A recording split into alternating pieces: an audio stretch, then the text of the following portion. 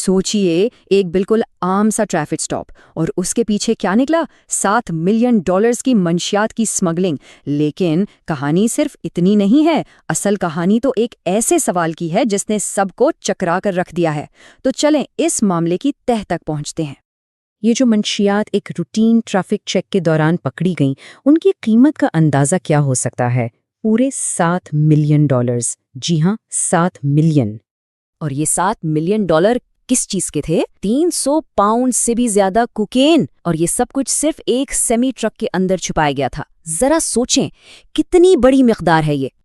लेकिन देखें, असल सवाल ये नहीं कि ये सब पकड़ा कैसे गया। असल सवाल और सबसे बड़ा मौम्मा ये है कि वो दो ड्राइवर्स जो दोनों मुल्क में गैर कानूनी तौर पर रह रहे थे, आखिर उन्हें ये कमर्शियल ट्रक चलाने का लाइसेंस मिला कैसे?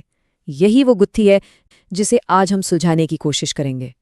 तो सबसे पहले जरा इस मामले की संगीनी को समझते हैं। बात सिर्फ मंशियात की एक बड़ी खेप की नहीं है, इसका असर इससे कहीं ज्यादा गहरा है।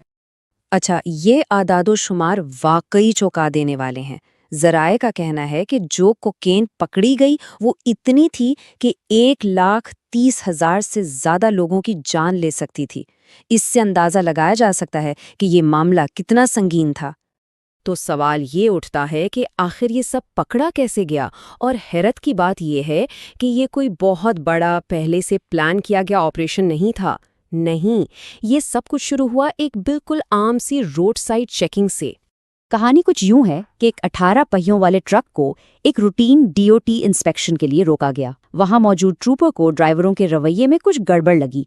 बस फिर क्या था, उसने फौरन K9 यूनिट को बुला लिया। कुत्ते ने फौरन इशारा दे दिया कि ट्रक में मंशियात हैं, और जब स्लीपर कैब की तलाशी ली गई तो वहां से 300 पाउंड से भी ज्यादा कोकेन मिली। अब आते हैं उन दो लोगों पर जो इस ट्रक को चला रहे थे, क्योंकि असल कहानी का सबसे बड़ा मुअम्मा, सबसे बड़ा सवाल इन्हीं से जुड़ा हुआ है।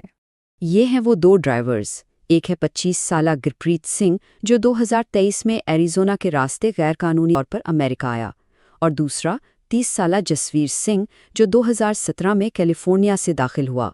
बात यह है कि दोनों ही मुल्क में गैरकानूनी तौर पर रह रहे थे और एक कमर्शियल ट्रक चला रहे थे। गिरफ्तारी के फौरन बाद इन दोनों पर लेवल 2 के संगीन इल्ज़ामात लगाए गए और फिलहाल वो $1 मिलियन के बॉन्ड पर जेल में हैं। और अब हम आते हैं इस केस के मरकजी सवाल पर, वो सवाल जो शायद शुरू से ही सबके जहन में घूम रहा है। चलें इस सवाल को एक बार फिर दोहराते हैं कि अगर ये दोनों मुल्क में गैर कानूनी तौर पर दाखिल हुए थे तो ये कैसे मुमकिन हुआ कि उन्हें एक कमर्शियल ट्रक चलाने का लाइसेंस भी मिल गया? यही तो इस केस का सबसे बड़ा, सबसे हैरानकुन पहलू है।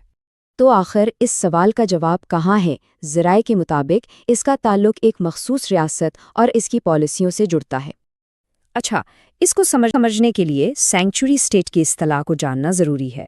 सैंक्चुरी स्टेट एक ऐसी रियासत को कहते हैं जो इमिग्रेशन कावानीन को नाफिज करने के मामले में वफाकी हुकूमत के साथ ज़्यादा तावन नहीं करती या अपने तावन को महदूद रखती है।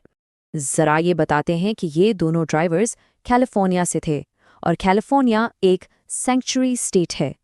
रिपोर्ट के मुताबिक यही वो पॉलिसी है जो मुमकिना तौर पर इसकी वजह बनी कि उनके इमिग्रेशन स्टेटस की मुकम्मल जांच किए बगैर उन्हें कमर्शियल लाइसेंस दे दिया गया। और अब इसी मुबैना खामी की वजह से कैलिफोर्निया की पॉलिसियों पर बहुत ज़्यादा तनकीद हो रही है। देखिए, ये मामला सिर्फ इन दो गिरफ्तारियों पर ख़त्म नहीं होता। इसके जो असरात हुए और इससे जो बहस छिड़ी वो कहीं ज़्यादा बड़ी है।